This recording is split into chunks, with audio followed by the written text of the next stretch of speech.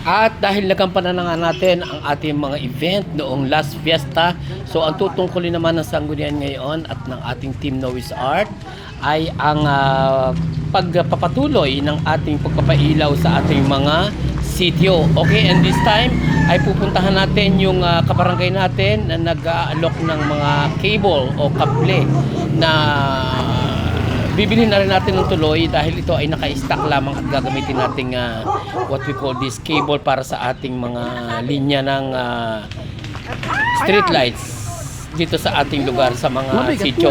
At narito tayo sa Sitio Tikbil upang tingnan, yan na nga.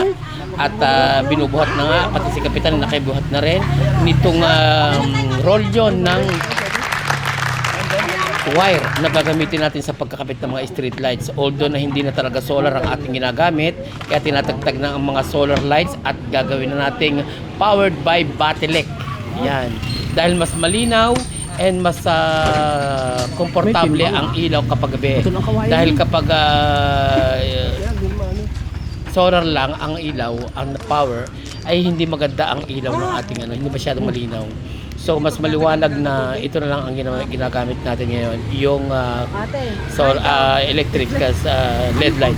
So nandito tayo sa Tikbil at yan, pinuntahan na nga natin at patuloy pa rin at nadala natin sa barangay ang cable na gagamitin.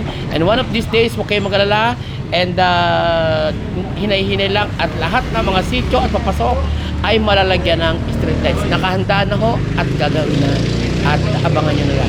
Okay, so yung mga nagtatanong dyan sa aking messenger kung kakailan matutuloy yung ating mga street lights papasok kung saan kayo yung sityo nakatira ay eto na ho.